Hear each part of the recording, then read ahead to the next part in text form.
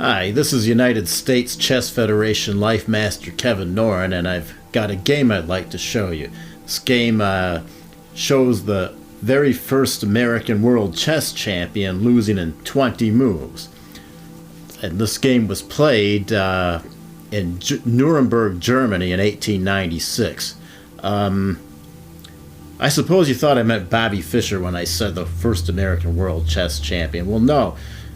This game was played by Wilhelm Steinitz, who was an American citizen when he was world champion.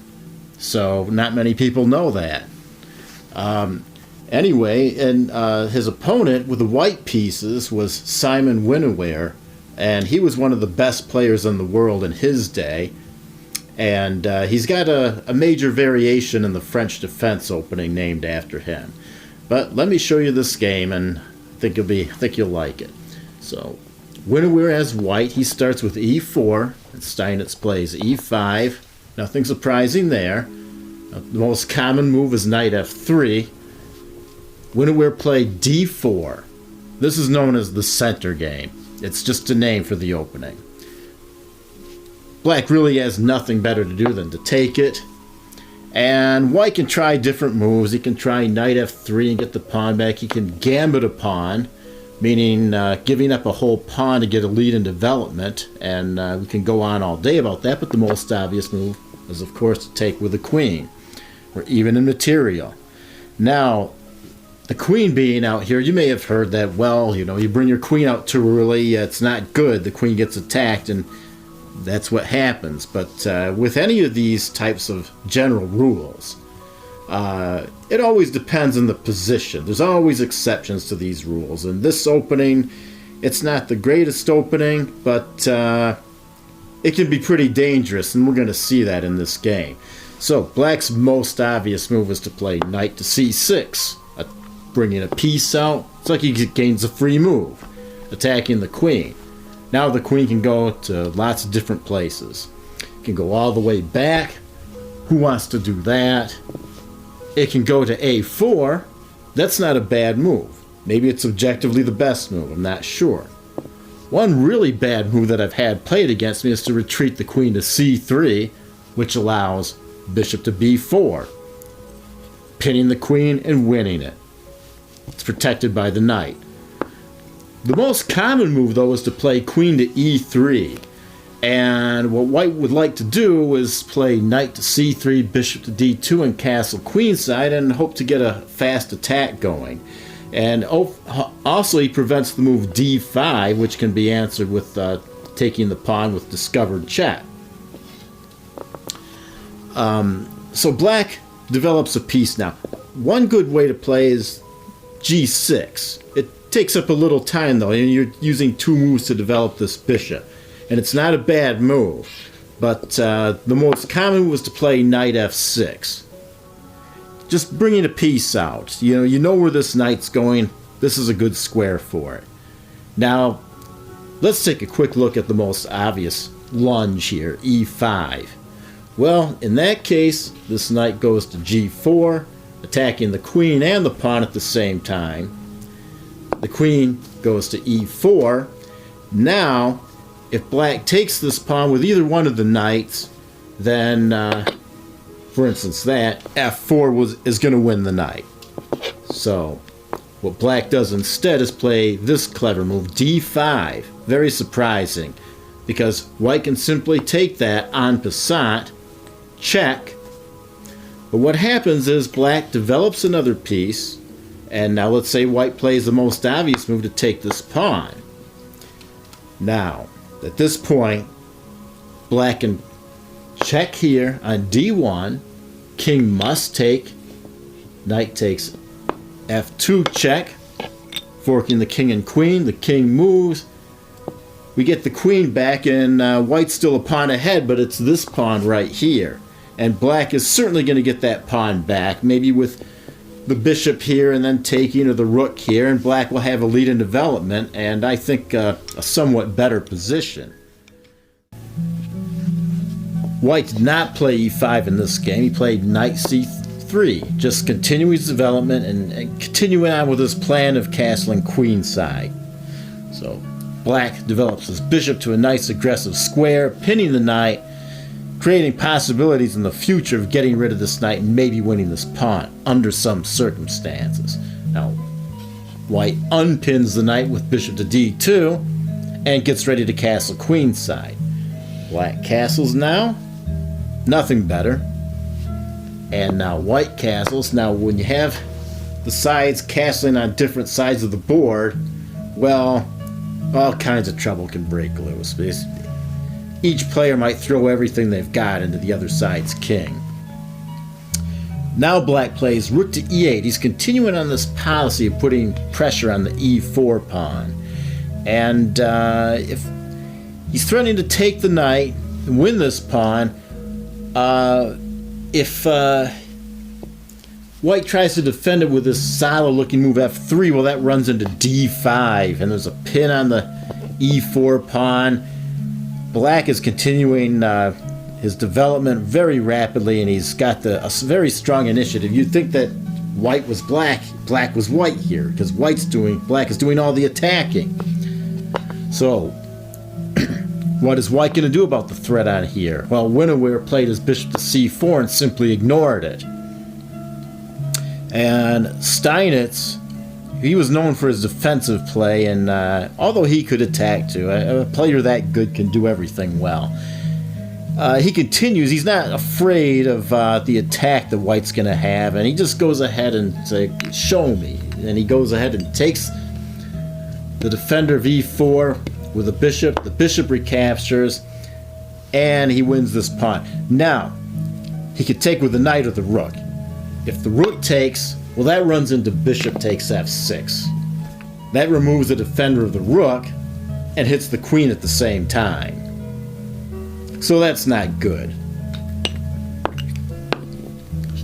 So Steinitz took with the knight, and this doesn't look so bad. These bishops look really menacing. Both of them got their barrels aimed at the Black king, but Black is threatening to get rid of one of them.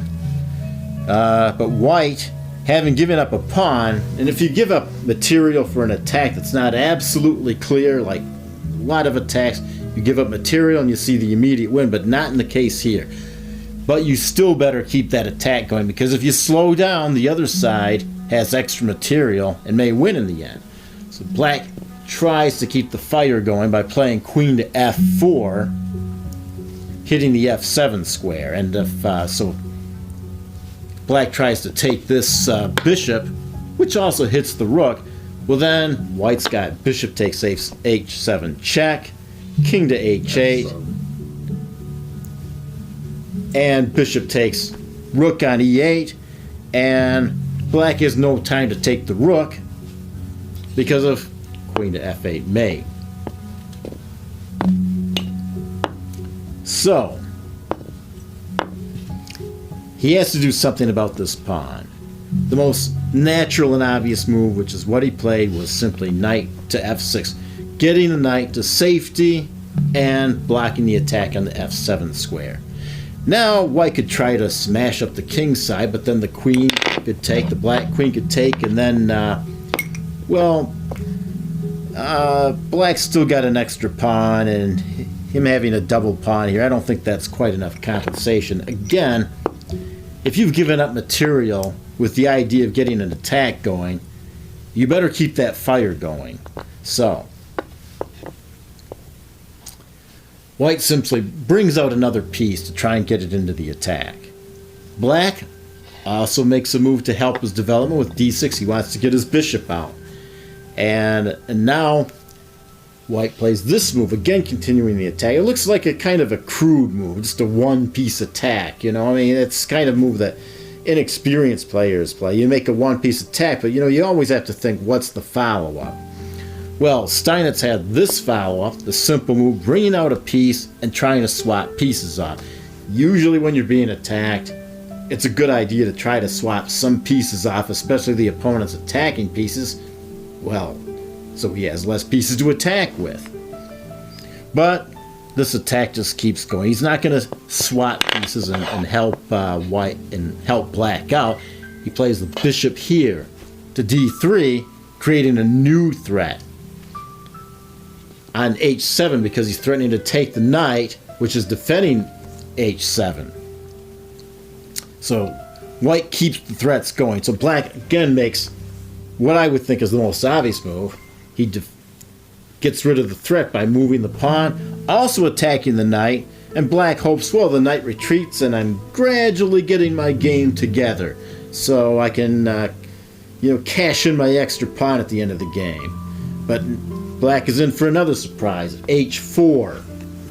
This is really kind of a common attack. The idea is that if black takes the knight, take back with the h-pawn, and now this h-file is open, and it's pretty menacing. If the knight goes to, say, d5, well, then this queen comes here, threatening mate.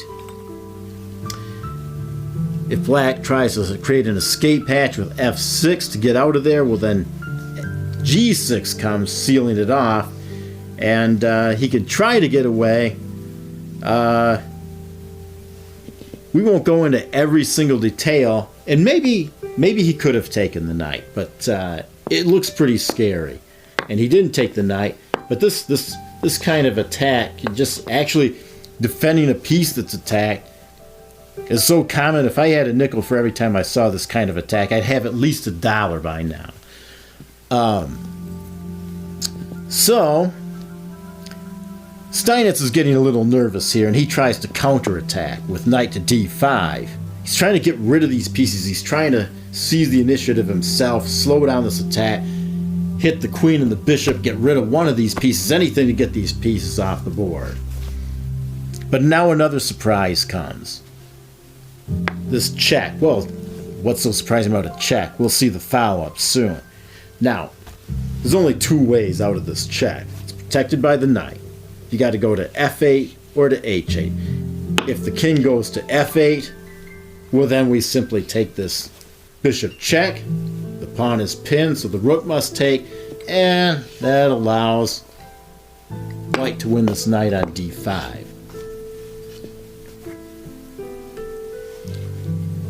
So back to this position after this check. So we saw how this loses, so Steinitz went into the corner with king to h8, and yet another surprise. Rook takes c5. He really kind of has to do that, other because the queen and the bishop are for it, but it's effective enough. So the bishop recaptures, otherwise you've just lost a knight, and now this bishop comes back to e4, threatening to take this bishop. Now I know what you're thinking, what if bishop takes bishop? Well, that simply allows knight takes f7 check, forking the king and the queen. So, after bishop to e4,